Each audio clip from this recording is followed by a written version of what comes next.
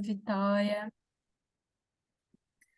É, eu estou aqui coordenando, junto com a Veridiana, essa reunião científica, que é a última do ano, do nosso time de cuidados paliativos do Hospital Vila Nova Star, São Paulo. Vou introduzir rapidinho para a gente já começar. A Veridiana é médica diarista da UTI do Hospital Vila Nova e também é médica paliativista do nosso time interdisciplinar de cuidados paliativos do Hospital Vila Nova também. Ela vai hoje dar uma aula para a gente sobre o impacto do cuidado paliativo integrado no TMO. E sem mais delongas, bem-vindos, vamos começar. No final, a gente tem um momentinho para uma breve conversa. E agora é com você, Veri. Então, vamos lá. Deixa eu compartilhar a tela aqui.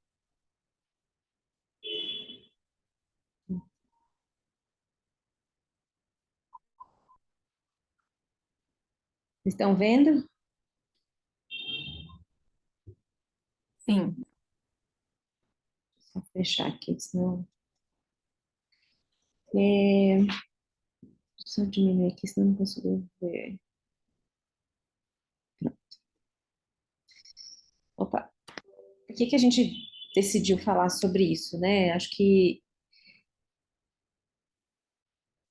é uma coisa que a gente entende que é extremamente importante. Existem poucos serviços que fazem esse cuidado integrado de cuidado paliativo e TMO, né, o transplante de medula óssea. Eu sou da equipe do Sírio também, então lá a gente já tem essa experiência de fazer esse cuidado integrado. Quando a gente montou a equipe de paliativos para atender os pacientes, né, uma das coisas que a gente pensou é trazer isso também para Vila Nova, porque traz um impacto, né? E é isso que eu quero mostrar para vocês ao longo dessa aula. Fiquem à vontade para perguntar, mas no final também acho que vai sobrar um tempo para a gente esclarecer algumas dúvidas, né? Então, vou falar um pouquinho do que é o TMO, quais os sofrimentos desse paciente, o que é cuidado paliativo. Aqui não é uma coisa para quem já sabe. Como posso integrar o cuidado paliativo ao TMO, os desfechos prévios desses acompanhamentos e como que a gente está fazendo. Então, a gente sabe que o TMO, ele é um transplante de células, né? Uma terapia extremamente agressiva e potencial curativa para muitas doenças malignas e não malignas. E terapia que desde 1957 vem crescendo aí em como que ela funciona e como ela vem sendo aplicada, né? Cada vez mais doenças vêm tendo a possibilidade de ser curadas aí, de concretizar o seu tratamento com um transplante de medula. Então, começou ali em 1957, primeiro eram os transplantes autólogos. Na década de 70, aqui a gente já tinha transplante halogênico também, a gente tinha uma mortalidade de mais ou menos 70%. Então, imagina quem era submetido a esses tratamentos, a maior chance era de morrer do que de sobreviver, né? Mas, atualmente, a gente teve uma melhora nessa expectativa, e a gente tem uma sobrevida entre 50% a 80%, né? Então, a gente inverteu um pouco esses pacientes podem respirar mais aliviado quando é indicado ali um transplante de medula. E dos que morrem, 50% desses pacientes morrem nos primeiros 6 meses após o transplante.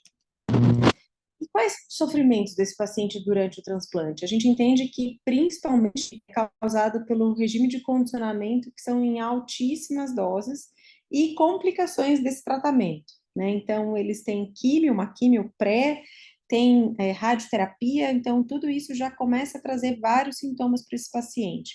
Além das complicações do tratamento em si, né? Então, infecção, eu tenho aquele paciente que pode ter falha do enxerto, né? A medula não pega. Eu tenho um paciente que pode desenvolver um GVHD agudo ou pós-tratamento, pós-alta, ele fica com GVHD crônico. E eu tenho pacientes que, mesmo passando por todo o transplante, dando certo, no começo tem uma recidiva, às vezes pouco tempo depois desse tratamento, né?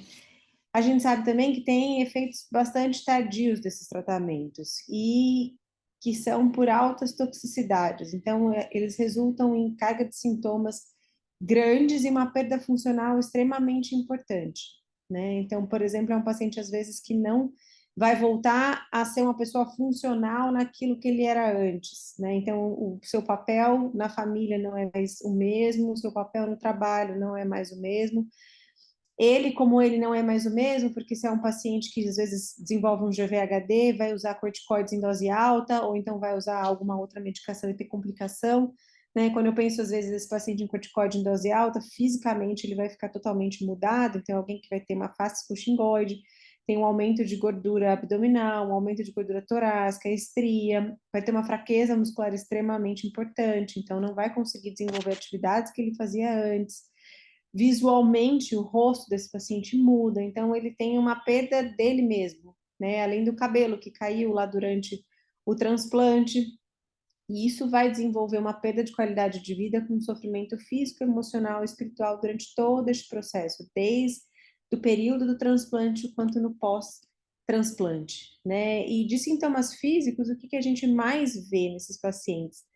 Mucosite, né, que causa dor. Então, assim, praticamente 100% dos pacientes vão desenvolver mucosite, só que aí em graus de dor diferente. A tolerância de dor é diferente para cada um. Alguns vão desenvolver uma mucosite grau 1, outros uma mucosite grau 4.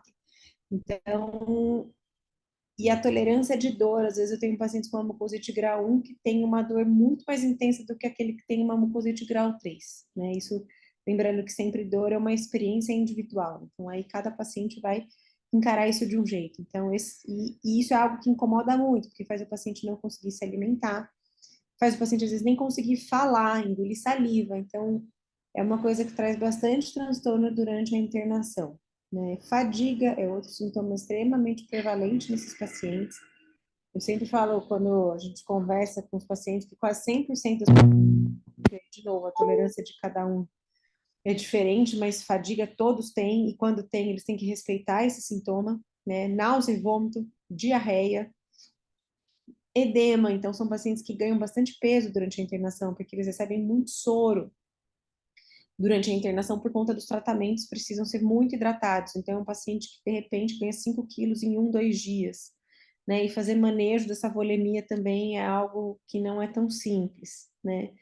E aí tem a queda de cabelo durante a internação do transplante, né? E às vezes a gente pode achar que é uma bobagem isso, mas para muitos pacientes, especialmente para as mulheres, mas tem homens também, que isso pode trazer um prejuízo emocional muito grande, né? É um sintoma, é um sinal físico, mas que tem um impacto no emocional, né? Então, por exemplo, eu já tive uma paciente que queria continuar, ela era profissional de saúde, ela fazia atendimentos online, ela queria continuar fazendo atendimentos online e não queria contar para os pacientes dela que ela estava tratando uma leucemia.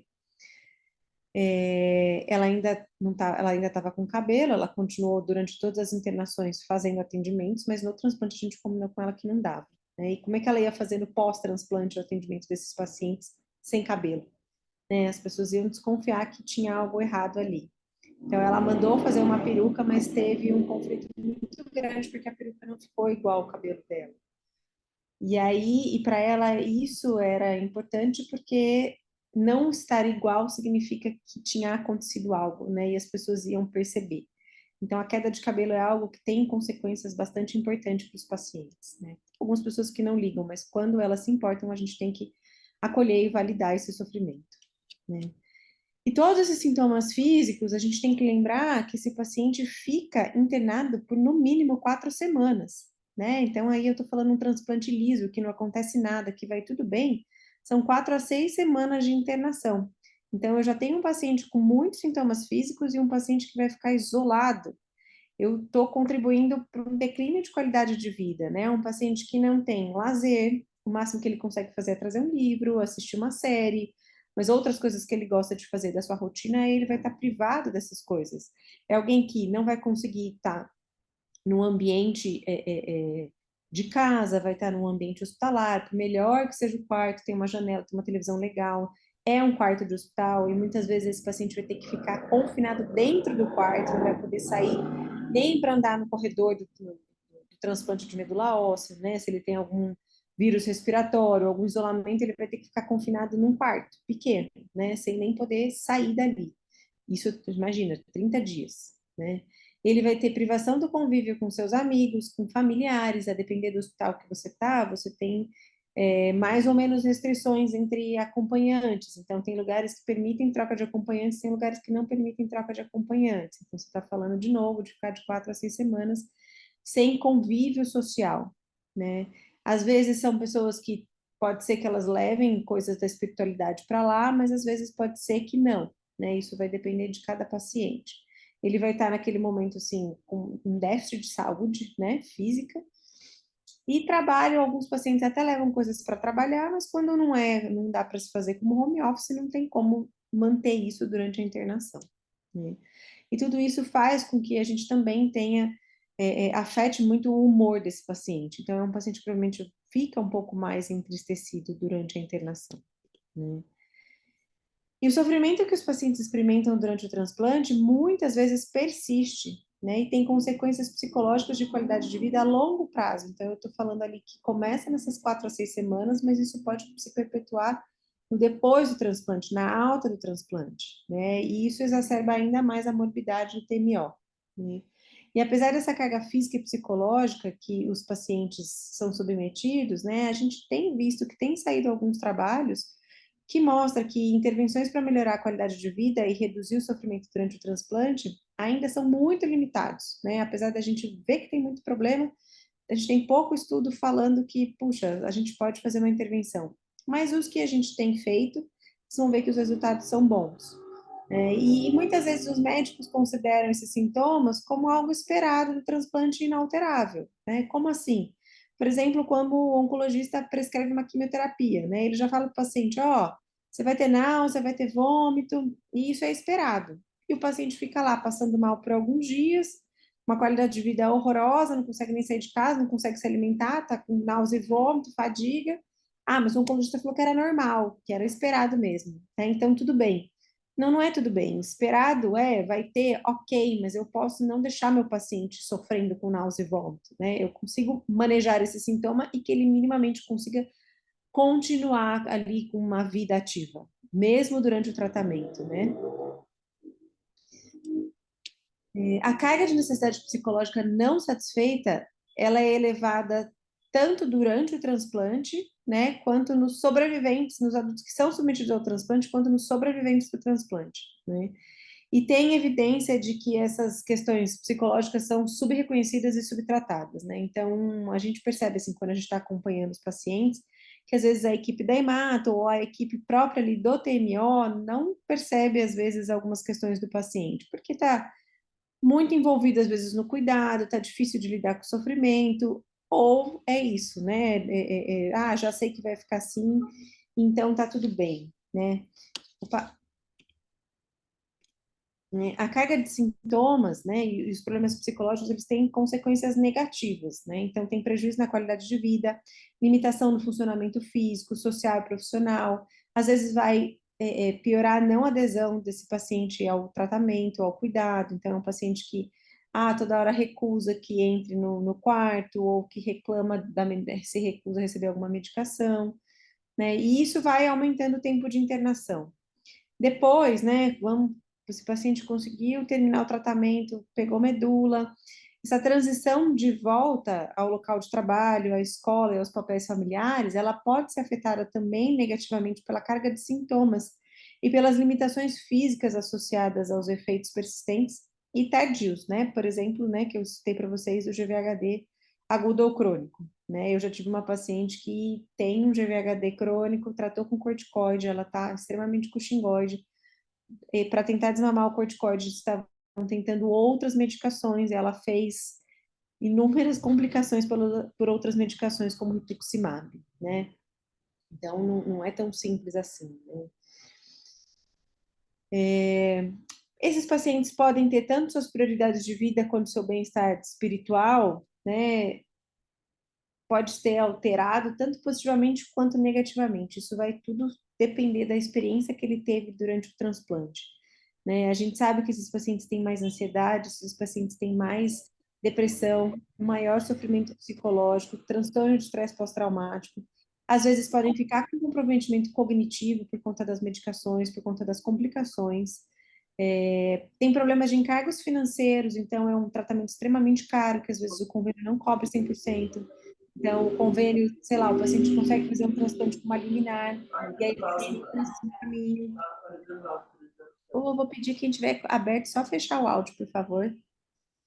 Ou então, você tem hospitais que às vezes cobrem o transplante, mas se tiver intercorrências, o paciente tem que cobrar, tem que pagar. Então, é um paciente que às vezes tem uma intercorrência, um choque séptico vai para a UTI, quem que vai pagar? Os profissionais que estão envolvidos nesse cuidado, né? Então, mesmo depois que esse paciente melhora, né, vai, tem alta, medo de recorrência, né? E se ele tiver uma recaída, será que está curado? Será que não está curado?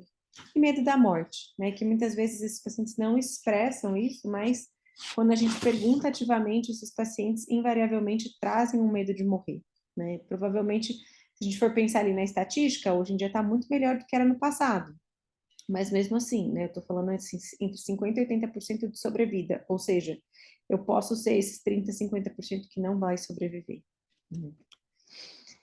Mas aí, e o que que é cuidado paliativo, né? A gente já sabe que cuidado paliativo é usado para doenças crônicas, para doenças que ameaçam a vida, né? Então, a gente já viu que o período do transplante é um período extremamente sintomático, então, é por isso que o cuidado paliativo está ali, né? A gente pensa em cuidado paliativo quando eu penso em transplante, porque é uma fase extremamente que ameaça a vida do paciente, ela tem uma perspectiva de cura? Tem, mas ela tem uma taxa de mortalidade que é considerável e ela traz muito sofrimento para esse paciente, né? Então, e o que é o cuidado paliativo, então, né? Além de tudo isso, eu acho que o básico que a gente sempre faz, que é o manejo de sintomas, isso acho que é óbvio para todo mundo, né? Mas acho que tem uma outra coisa que é importante a gente pensar também quando eu falo em cuidado paliativo integrado ao transplante de medula óssea, né?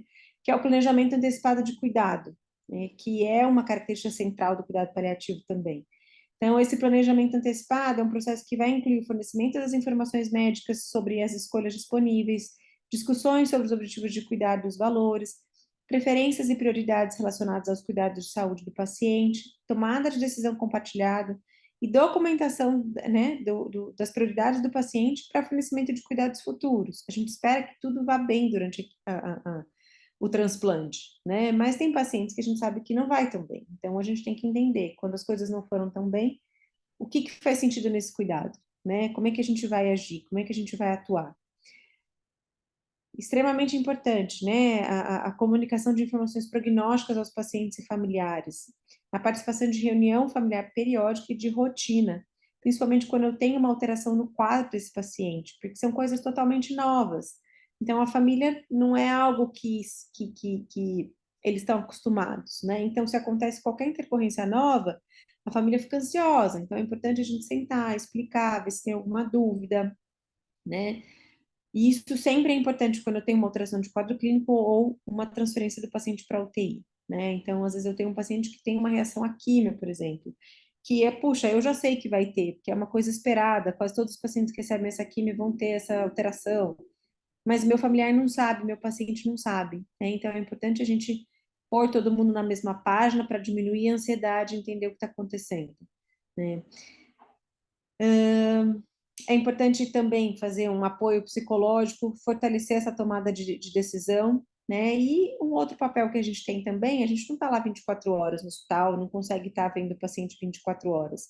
Mas é também a equipe de cuidado paliativo consegue fazer um treinamento aprimorado da equipe interdisciplinar do transplante, para ajudar a fornecer intervenções de planejamento antecipado de cuidado e integrar seu fluxo de trabalho clínico, né? Então, eu tenho tanto a nutricionista, a fono, o dentista, a psicóloga, então a gente pode conversar com a enfermeira, né, o pessoal do transplante ali, da equipe do andar, a equipe da hematologia, então a gente pode conseguir dar ferramentas para todo mundo para poder fazer esse atendimento melhor no paciente. O que seria o mundo ideal, né? Então o paciente tem um diagnóstico, a gente faz uma orientação inicial sobre o que é cuidado paliativo pela equipe titular. Esse paciente passa numa avaliação para um especialista de cuidado paliativo, e aí o tratamento dele ou o cuidado dele seria uma gestão compartilhada entre os especialistas, tanto de hematologia quanto de cuidado paliativo, desde o início da doença. É que o ideal até seria, que eu estou falando aqui no diagnóstico da doença, então não é só quando eu indico esse paciente para o transplante, estou falando aqui quando eu faço o diagnóstico de uma leucemia, faço o diagnóstico de um mieloma múltiplo, faço um diagnóstico de um linfoma. Porque quando eu chegar lá no transplante, eu já tenho um vínculo com esse paciente, né? Eu já venho conseguindo oferecer qualidade de vida para ele ao longo desse tempo de tratamento, né? Mas, infelizmente, não é assim que funciona, né? Então, como é que a gente vai atuar nesses pacientes? Principalmente um foco no manejo de sintomas, quando eu estou falando ali no transplante de medula óssea, focando na qualidade de vida, fornecendo apoio ao paciente e à família, dando ênfase na facilitação do planejamento antecipado de cuidado, e aqui eu foco muito nisso, né? Porque, não sei se tem algum hematologista assistindo a gente, mas assim, normalmente a equipe da hemato, ela traz os riscos, né, do transplante, ela conversa com o paciente, até quando ela apresenta, tem os termos para o paciente assinar, e tem lá escrito complicações, percentuais, e etc. Mas é um tratamento que todo mundo espera que vá bem, então a gente tende a ser mais otimista quando a gente oferece isso para o paciente, né? E eu já tive inúmeros pacientes que quando a gente vai conversar a primeira vez, eles falam assim, não, mas o médico falou que vai dar tudo certo, né? E realmente a gente espera que dê tudo certo, mas a gente sabe que pode não dar e, de novo, não é um percentual pequeno que não dá certo. Então, fazer esse planejamento antecipado de cuidado é uma das coisas principais que a gente pode ajudar. Porque até para a equipe de hematologia isso é algo difícil de trazer, né? Eles estão propondo aqui um tratamento curativo e ao mesmo tempo querem falar, então, mas se não der certo, né, vamos pensar como a gente vai passar por esse processo, né? Então, para eles é difícil também. É importante a gente esclarecer o objetivo de cuidado, né? E, de novo, promover a tomada de decisão compartilhada, né? Explicar para o paciente, checar se ele entendeu todos os riscos do transplante, checar se ele entendeu que ele vai ficar confinado X tempo, né? No melhor cenário, explicar que, então, mas daqui um mês eu tenho, sei lá, casamento da minha filha, então, mas daqui um mês não vai dar para ir no casamento da filha, né? Talvez pode ser que dê daqui, sei lá, 45 dias, mas pode ser que não dê também, né? Então, assim, é falar de possibilidades, né? E aí eu vou mostrar para vocês um ensaio randomizado que eles fizeram, que justamente eles pegam esses pacientes e fazem uma intervenção. E qual que foi o resultado, né?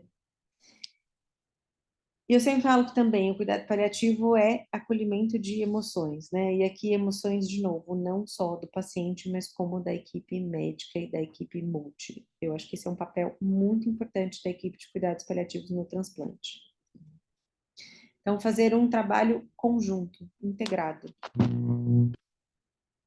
Cuidar da equipe, né? Eu já falei bastante disso, e aí eu vou repetir aqui, não só fazendo assim, não só ensinando a equipe em como manejar esse paciente, né? Em como tentar diminuir conflito, mas literalmente fazer um acolhimento desta equipe, né? Porque o TMO normalmente são as mesmas pessoas que cuidam desses pacientes. Então, esse paciente vai ficar 40, 50 dias internado com as mesmas pessoas.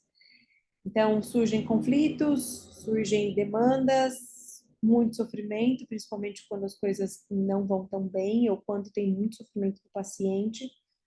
Que lembrar que a gente não vai conseguir aliviar todo o sofrimento, né? O nosso papel é tentar ajudar esses pacientes a passar por isso da melhor maneira possível, que seja da forma mais tolerável possível, mas isso não quer dizer que seja sem sofrimento, né? E às vezes é muito difícil para quem está lá 12 horas no cuidado desse paciente lidar com esse sofrimento todo.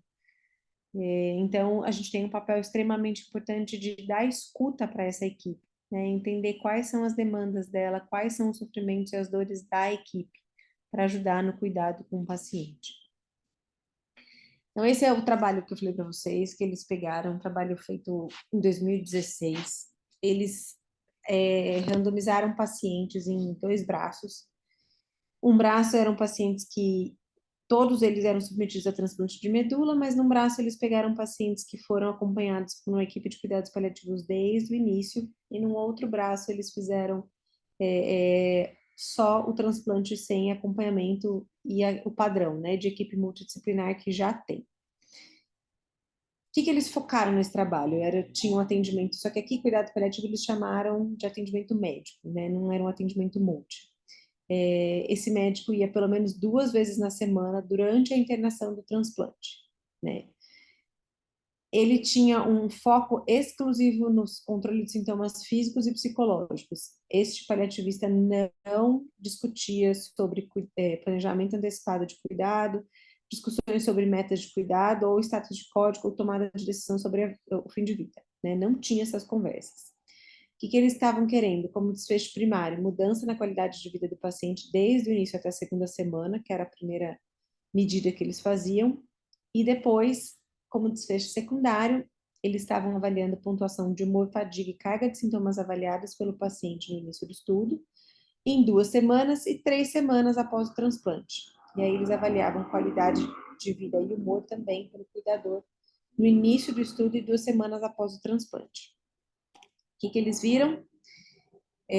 O principal impacto a gente consegue ver aqui que foi em ansiedade, né? Eles usaram a escala de RADS e eles perceberam que com 2 semanas tinha um impacto muito grande nos pacientes que eram acompanhados pela equipe de cuidado paliativo e em 3 meses continuava importante essa diferença nos pacientes que foram acompanhados pela equipe de paliativos em questão de ansiedade. Isso a gente pode ver em depressão também, né? Esses pacientes tinham um menor índice de depressão quando acompanhados pela equipe de cuidados paliativos. Opa. Qualidade de vida também, a gente consegue ver que tem uma diferença, né? E em questão de sintomas, a diferença também, mas não foi uma diferença tão significativa. Eu acabei esquecendo de colocar o gráfico aqui dos cuidadores, mas nos cuidadores eles também perceberam que a ansiedade também diminuiu muito nos cuidadores que foram acompanhados pela equipe de cuidados paliativos, tanto com 2 semanas como com 3 meses. E esse é um outro estudo fresquinho, que saiu bem recente, né? Ele pega pacientes que foram submetidos ao transplante de medula e tiveram acesso precoce à equipe de cuidados paliativos, né? No trabalho, ele mostra ali uma revisão de outros trabalhos, e trabalhos recentes, que a gente vê aqui de 2017 a 2022.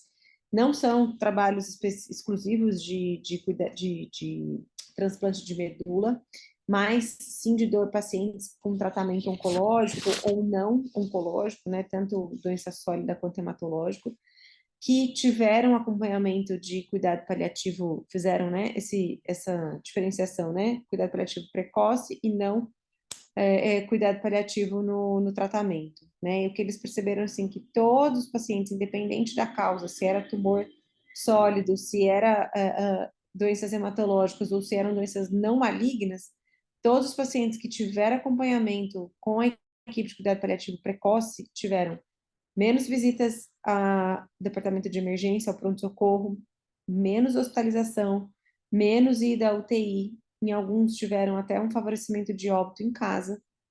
Aqui eu estou falando um trabalho que foi feito fora do Brasil, né? Que a morte em casa é mais fácil, vamos dizer assim, né? Não é tão complicado, por exemplo, no SUS aqui, é difícil morrer em casa, né? Então, foi um trabalho assim que mostra que realmente, independente da doença do paciente, tem um desfecho, um impacto grande você ter um acompanhamento precoce de cuidado paliativo. O que a gente sempre sabe, mas a gente nunca consegue comprovar, né? Então, tem estudos aqui mostrando, e a gente olha aqui que tem um número bem razoável de pacientes, né? 54 mil pacientes, 28 mil, 36 mil, 63 mil pacientes. Então, são estudos grandes, que têm um impacto importante, né? Eu posso falar realmente que isso tem um desfecho diferente entre pacientes que são acompanhados e que não são acompanhados, né? E, inclusive, aqui, né, de diminuição de custo, né, desses pacientes. Então, quando eu falo, sei lá, de um paciente particular ou um paciente que, eu estou falando de ticket de convênio, eu consigo reduzir o custo do convênio também, né? Claro que esse não é o nosso foco, mas quando eu estou falando de gestão, eu também posso pensar por esse lado, né? E nesse trabalho, né, os pacientes que eles randomizaram no braço de cuidados paliativos precoces e não paliativos, eles também chegaram à mesma conclusão que todos esses outros estudos, né? Só que aqui são pacientes que foram submetidos a transplante de medula. E o que eles viram é que os pacientes, a sobrevida desses pacientes foi mais longa, né, quando eles eram acompanhados por uma equipe de cuidados paliativos, né? Então, os pacientes que não foram acompanhados morreram mais precocemente. E aqui, ó, 72 meses desde o transplante. Aí aqui eu tive pacientes até 96, 108 meses depois, né? Então, é uma diferença importante, de 72 a 96 meses, é uma diferença bem razoável, né?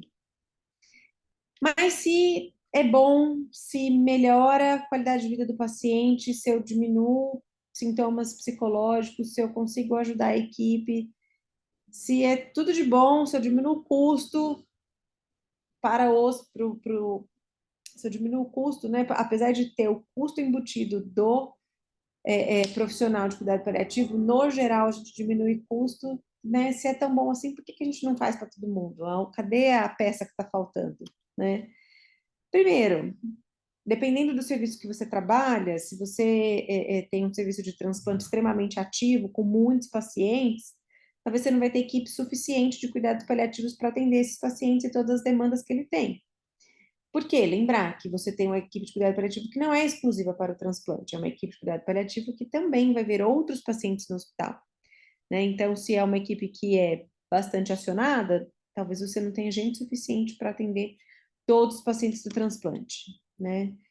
Outro problema, as equipes de transplante, então os hematologistas, eles podem estar tão focados na cura que a utilidade e necessidade de cuidado paliativo precoce é bem subestimada, né?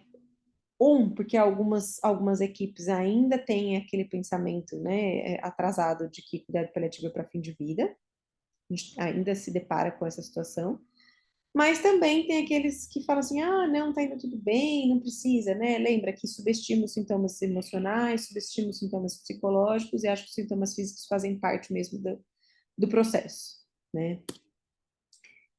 E tem equipes que têm dificuldade em compartilhar o cuidado, né? Então, acho que esses são os principais entraves que a gente encontra quando eu penso em não, por que não ter uma equipe de cuidado paliativo integrada ao serviço de transplante de medula óssea, né?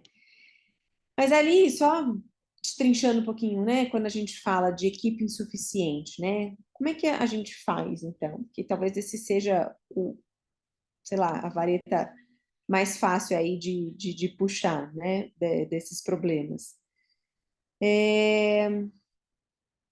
A gente vê que tem alguns pacientes que provavelmente vão se beneficiar mais, né?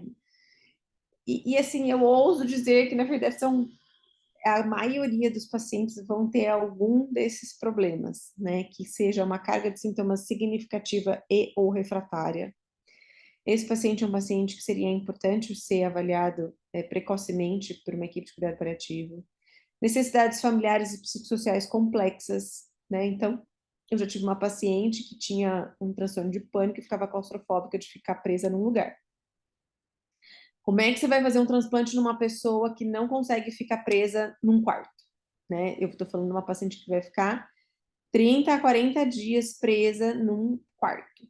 Então, se ela não consegue, não tem como se submeter ao transplante. Então, essa é uma paciente que a gente sugeriu primeiro passar pelo psiquiatra, fazer um tratamento para o transtorno, para depois ser reavaliada para conseguir fazer o transplante, né?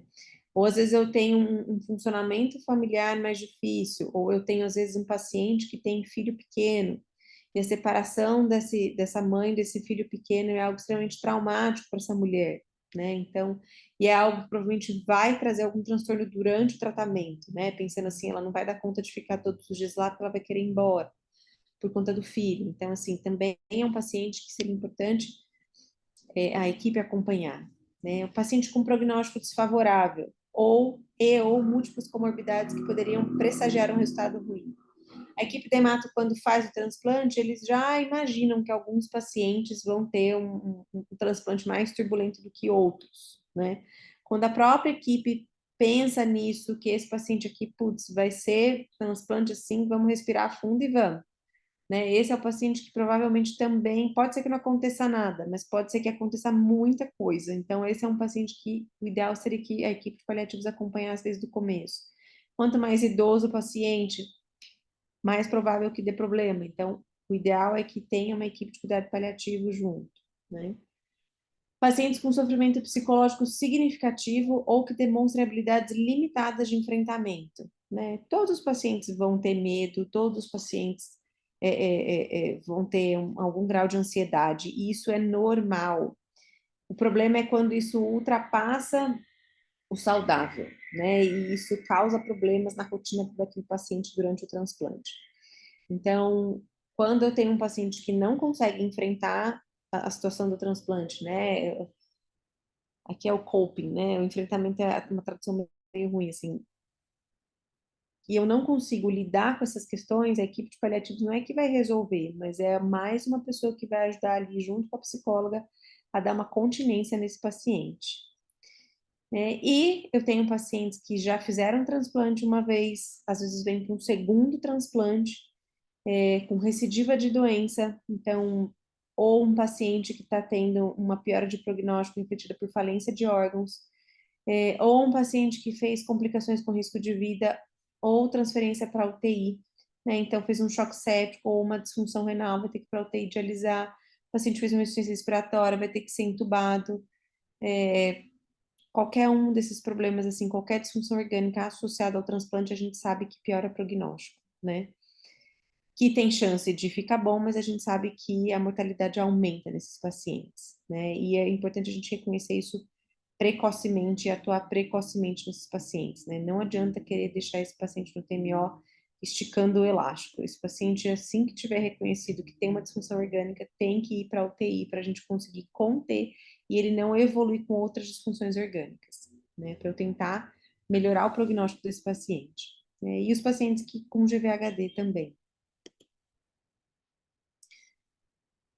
E aí, aqui são alguns dos artigos, né, que eu fui falando aí durante a aula, onde eu peguei tantas informações, né, que mostra que o cuidado paliativo, sim, faz diferença e é importante a gente começar desde o início, né. Então, e são artigos extremamente recentes, assim, todos eles têm 5, 6 anos, né, então, o TMO vem avançando e vem tendo esse olhar para cuidar dos pacientes. Ainda não é uma diretriz da Sociedade de Hematologia ter um cuidado paliativo associado ao cuidado hematológico no transplante, mas eles mesmos vêm reconhecendo cada vez mais o quanto é importante essa associação desse cuidado integrado, né?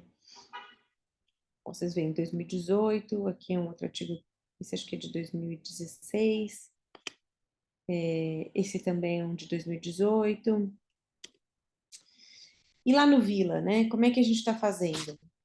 Esse segundo semestre, a gente começou os atendimentos para os pacientes em junho. Só que desde junho a gente teve poucos pacientes de transplante de medula, né?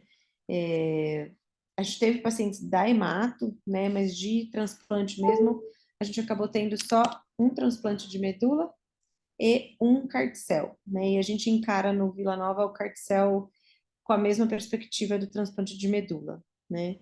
E como é que é feito esse atendimento? Então, tem um combinado com a hematologia que o nosso atendimento é acionado assim que o paciente interna, né? Antes de internar, a enfermeira responsável do TMO, ela manda todos os pacientes que vão ser internados para fazer transplante, então a gente já sabe quando os pacientes vão ser internados e quando eles internam, eles passam por todas as avaliações e no primeiro ou segundo dia, a depender de como está a agenda, que são pacientes que têm 1 milhão de avaliações e exames para serem feitos, a depender da agenda, primeiro e segundo dia já tem uma avaliação da equipe de cuidado paliativo, né?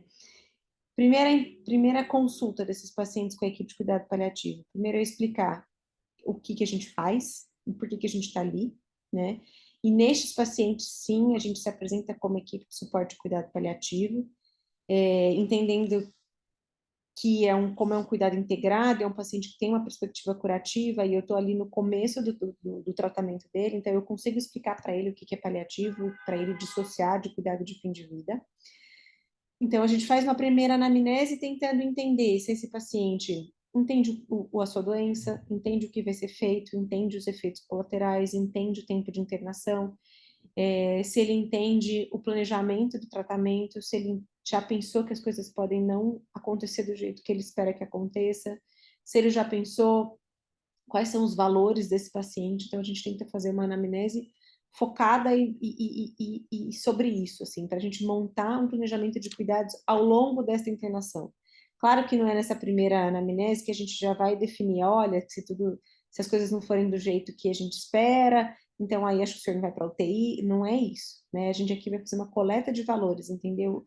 O que faz sentido para esse paciente, o que é importante para esse paciente, o que é intolerável para esse paciente, se é um paciente que já vem para um segundo transplante, como é que foi a experiência prévia, quais são os medos desse paciente, o que de espiritualidade, o que ele traz de espiritualidade. Então, a gente vai buscar isso nessa primeira anamnese, né? E a gente traz, então, que o nosso papel ali é de estar junto, é de fazer um acolhimento, tanto para o paciente quanto para o familiar, que a gente vai manejar sintomas físicos, mas a gente também está ali para, às vezes, algum dia que não tem demanda de sintoma físico, não tem demanda de sintoma emocional, mas que a gente vai ali, pelo menos, para aliviar um pouco a internação e falar sobre outro assunto que não seja a doença, né? Porque essas pessoas, quando estão internadas para fazer o transplante, elas respiram a doença. Então, a ideia é a gente tentar tirar ela um pouco dessa, né, desse foco, tentar olhar para outras coisas.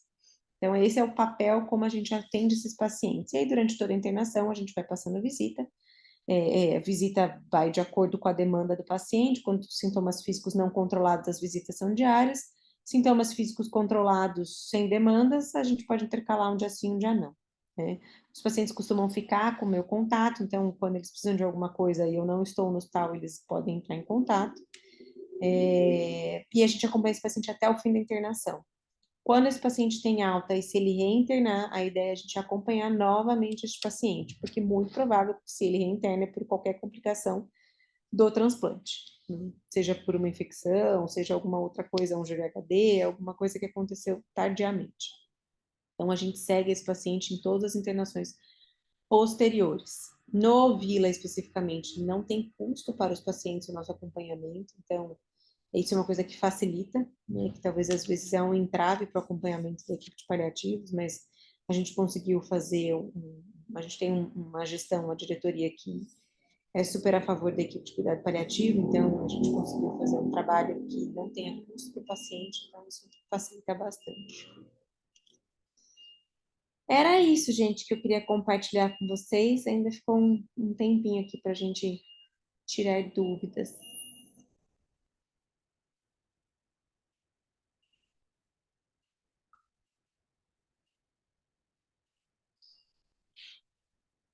Não sei se alguém quer falar alguma coisa. Não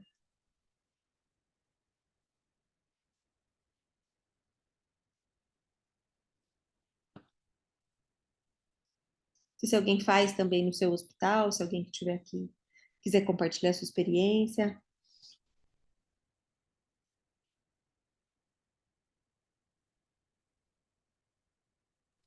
Oi, boa noite. Boa noite. É, peguei a metade da sua aula, foi ótima, mas eu tenho uma pergunta. Pode falar. Conforme você disse, eu entendi que o interessante é o paliativista entrar no circuito logo no início, ali, na avaliação pré-transplante, né? Antes da internação. Para já Isso. fazer parte ali da equipe, já ter um vínculo, né? Caso venha a ter um prognóstico negativo aí ao longo da internação, né? É, Enfim. Ou numa reinternação, já conhece o paliativista, ok, já construir esse plano de cuidado, né? E aí eu penso que é muito mais fácil quando é dessa forma do que quando entra o paliativista, a equipe paliativista, quando já tem um prognóstico negativo lá na frente, uhum, né?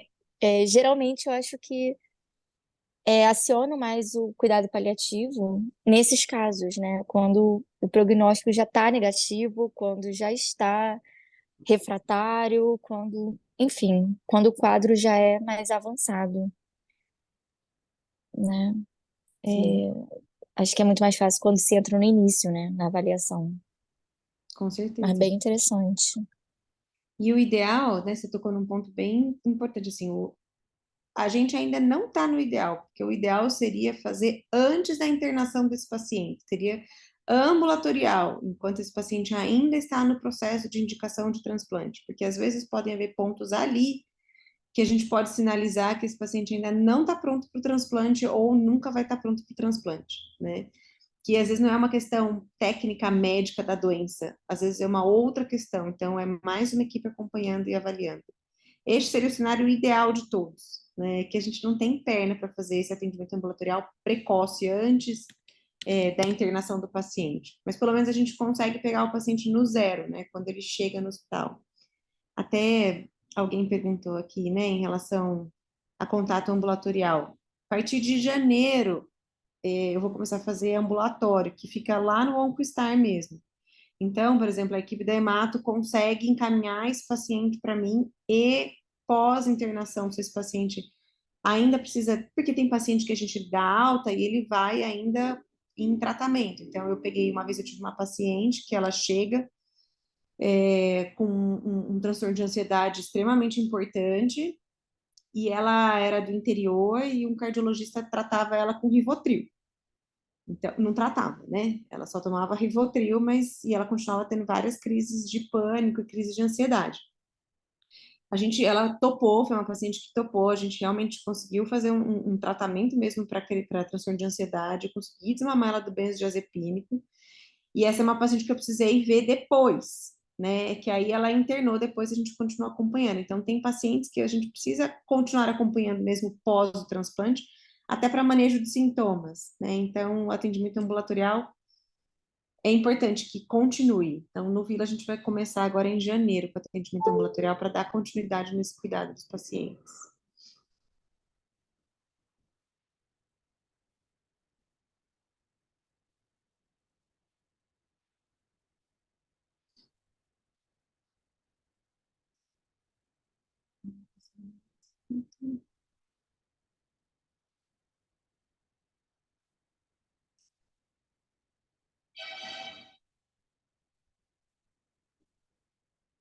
Ô, Fran, essa pergunta é para quem?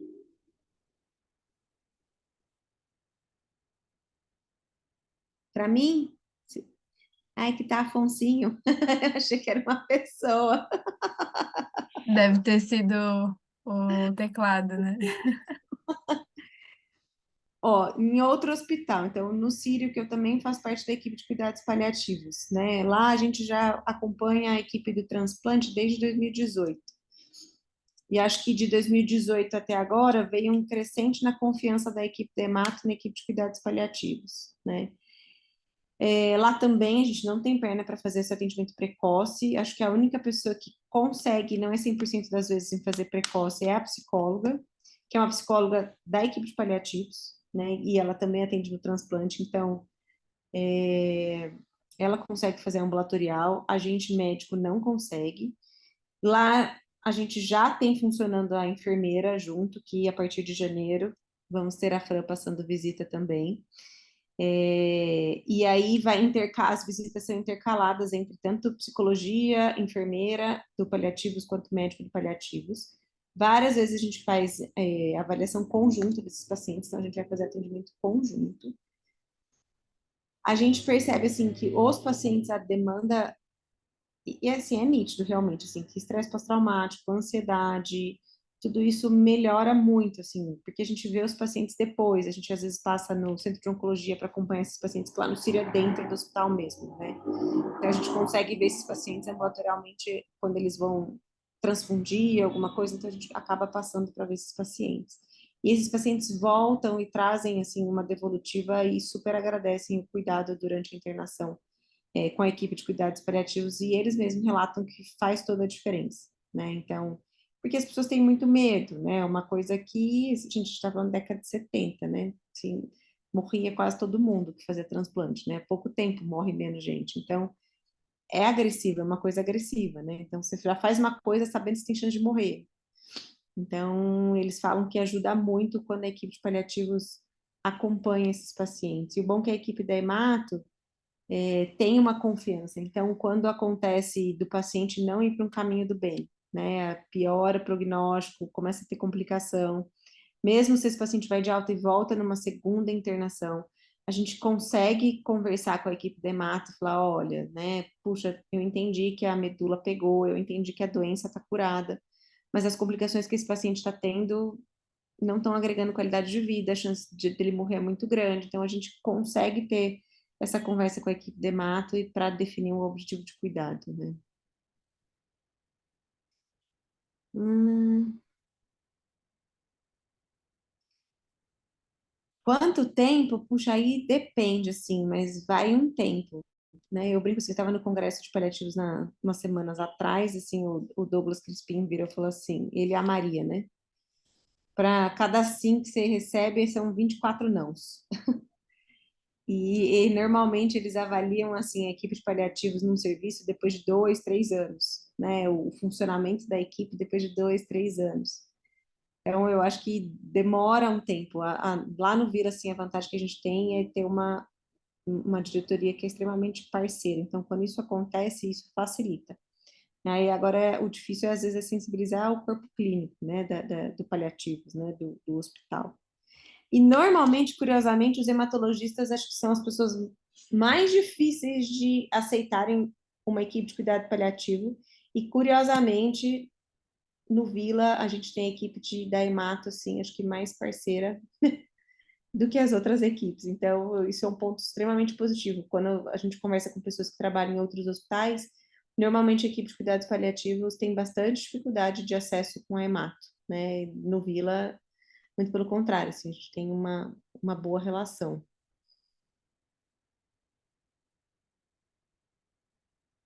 Como eu enxergo em hospitais andar, já vem tendo um movimento de fazer, dentro da Sociedade de Hematologia, tem uma médica, que eu não vou lembrar o nome dela, ela é hematologista e paliativista, ela montou um comitê de cuidados paliativos dentro da Sociedade de Hematologia. Então, acho que esse é um passo enorme. E ela vem trazendo, tanto que o Congresso de Hemato, que teve também umas 2 semanas atrás, teve um dia inteiro de cuidados paliativos, né? E isso foi graças ao Comitê de Cuidado Paliativo que fica dentro da sociedade de hemato, né? Então, eu acho que vem crescendo e vem com bons olhos, as pessoas vêm tendo esse olhar, porque melhora a qualidade de vida do seu paciente, né? Não tem como você não prestar atenção nisso, né? Então, eu acho que só vejo coisas boas pela frente, mas claro que é tempo, né? Aí cada um tem seu tempo, mas as pessoas estão trabalhando para isso.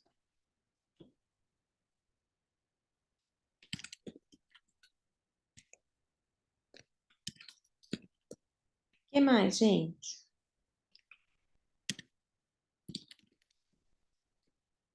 Eu tenho uma pergunta, Veri. Lá. Como você acha mais especificamente que os cuidados paliativos e um time, uma equipe específica pode contribuir na assistência junto aos hematologistas, assim, mais especificamente? No trabalho deles, que é um trabalho muito difícil também, né? Com esses casos, é muito delicado. Sim, né? Eu acho que estando junto mesmo, assim, né? Como assim? Então, é um paciente que pode morrer do tratamento e, se não tratar, morre da doença, né? Às vezes eu estou falando de paciente jovem, então um paciente de 20, 30, 40 anos. Então, tem uma contratransferência muito grande do médico para o paciente. Até às vezes por, poxa vida, eu tenho a mesma idade que o paciente, ou então eu tenho um filho na mesma idade que o paciente. Então, rola uma contratransferência muito grande nessa equipe, né? E a perspectiva da hemato é isso: puxa, se eu não tratar, vai morrer, mas ele pode morrer do meu tratamento que eu escolhi dar para o paciente. Então, muitas vezes vem um sentimento de culpa que não existe, né? Mas vem ali uma culpa que, como se ele tivesse feito mal para o paciente.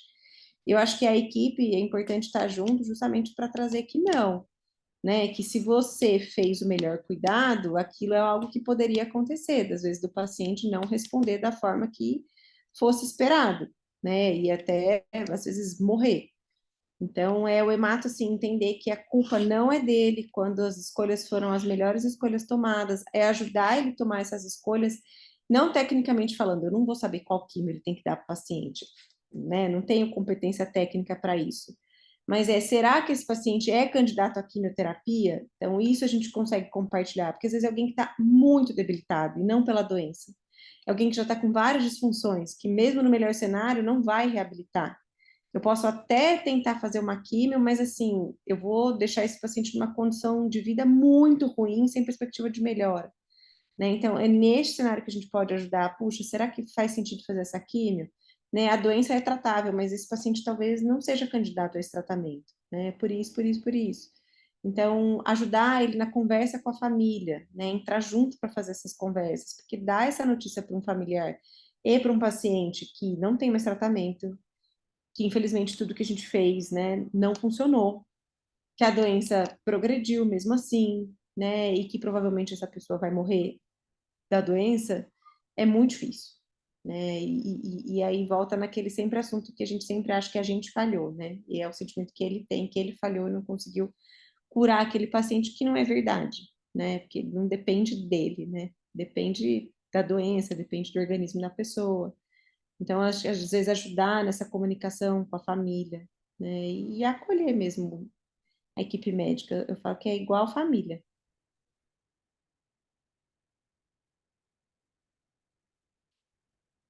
Boa noite, eu sou Juliana, médica aqui do Rio de Janeiro. Eu gostaria de saber se depois do não deu certo a terapêutica do paciente, vocês conseguem posteriormente seguir com a família, lidando com o luto da própria família? Oi, Juliana. Olha, eu vou te falar que não tem um serviço estruturado para segmento de luto, pelo menos da equipe de paliativo, não sei se da psicologia tem, mas eu, pessoalmente, como eu ainda sou a única médica do serviço, então eu que vejo os pacientes é, do transplante, né, e vejo todos, assim, eu faço um vínculo muito forte com as famílias. Então, Veridiana, entro em contato com essas famílias, né, para ver como que elas estão, ver como que elas estão lidando com esse processo de luto, mas eu não faço terapia de luto, nada disso. Talvez se eu não tive nenhum paciente até agora que eu percebi que está tendo sinais de um possível luto complicado e precisa ser encaminhado para um processo terapêutico. Mas acho que talvez o que eu conseguiria fazer é isso, sabe? Sinais de alerta para encaminhar essa pessoa, mas a gente não tem, não sei, Vitória, na psicologia também não tem, né? Um serviço ainda de luto, né? No Vila a gente não tem esse serviço estruturado por parte da psicologia, mas a gente acompanha os casos, né? Então, os casos internados. Então, nesse acompanhamento, nós conseguimos fazer uma identificação de demandas para atendimento, né? E encaminhamentos antes da alta, né? Inclusive mantendo também esse contato, mobilizando alguma rede para aquela pessoa, depender das questões e necessidades de cada familiar, enfim. Isso é possível fazer, é algo que faz parte da nossa prática, né? Sim. Entendi. E assim, já teve casos de o hematologista querer fazer uma TMO e vocês, por estarem junto com o paciente, vendo a questão psicológica, vendo até o próprio detrimento psicológico do paciente, vocês negarem ficar nesse impasse do hematologista querer fazer e vocês não acharem que vai fazer algum sentido aquilo? No Vila, ainda não, porque a gente começou bem recentemente, mas a gente já teve essa situação, já tive essa situação no Sírio. Mas como a equipe da Hemato confia muito na nossa avaliação, quando a gente falou, essa paciente não está pronta para fazer transplante agora, ela, que foi a paciente que eu falei que tinha transtorno de pânico, né, e que não conseguia ficar confinada em um quarto, que a gente falou, ela tem que primeiro passar pelo psiquiatra, se o psiquiatra autorizar, aí sim ela vai para o transplante. A Hemato super comprou, cancelou o transplante da paciente, fez ela ir para o psiquiatra, ela fez um acompanhamento, depois ela volta para fazer o transplante. Aí a gente reavaliou a paciente e aí falou, não, agora dá para fazer. Então, acho que isso depende da confiança que você tem com a equipe de hemato do seu serviço. E acho que é isso que a gente quer a longo prazo no Vila, né? Que está bem no começo. Então, mas a gente já tem uma boa relação com a equipe, o Wanderson já me conhece de outro serviço, então acho que a ideia é este o caminho. E existem, não é o nosso caso, mas existem alguns serviços, né, que fazem avaliação psicológica para transplante, né, e que têm o poder de barrar, né, de alguma forma na discussão prévia ali da decisão. É que o dono Entendi, obrigada. acompanha o doador, né? Não o receptor. Oi? Porque transplante de halogênico, então quando você faz um transplante de medula halogênico, né, não aparentado, desculpa, o transplante halogênico, você tem ali um apoiador que vai entrevistar quem está doando, né? E essa pessoa pode barrar o doador, se perceber que ela é uma pessoa possível, mas ela não avalia o receptor. Mas aí eu acho que a psicologia também entra nesse papel na avaliação que eles fazem pré-transplante, também, não só a equipe de paliativos, mas acho que a equipe da psicologia também, nessa avaliação, pode barrar o transplante se perceber alguma coisa, né?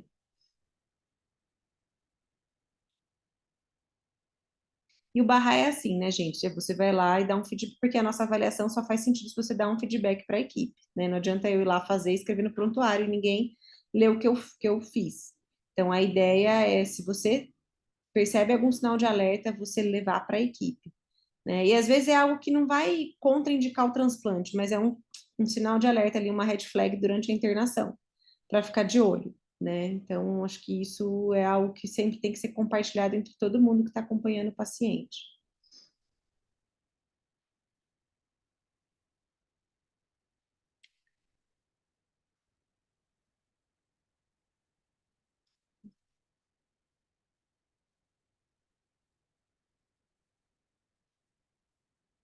Ah, a Fran colocou aqui, né, que tem uma pessoa com uma paciente com síndrome de Down que está em questionamento, né? A gente teve essa discussão no Círio, por exemplo, um paciente esquizofrênico, que teria indicação a transplante, se ia ser candidato ou não a transplante. Em conjunto, a equipe de paliativos, junto com a Hemato e a equipe multi, decidiu que não, né? Esse paciente foi candidato a químio, mas a transplante a gente entendia que não, por conta que de uma esquizofrenia tem, né? Uma esquizofrenia extremamente grave. Então, a gente entendeu que, por conta da doença psiquiátrica, é um paciente que não tem como ser submetido a um transplante de medula óssea, até porque, às vezes, ele, quando tem crises importantes, ele bate a cabeça na parede e tudo mais. Imagina um paciente paquetopênico fazer isso. Então, a gente entendeu que era mais risco ele fazer o transplante do que não. Então, em conjunto, todo mundo, a gente fez uma discussão, uma reunião, colocou os prós e os contras e decidiu entre todo mundo que não, né? Então, acho que essa também é para dar ali uma ajuda e um suporte nessa decisão.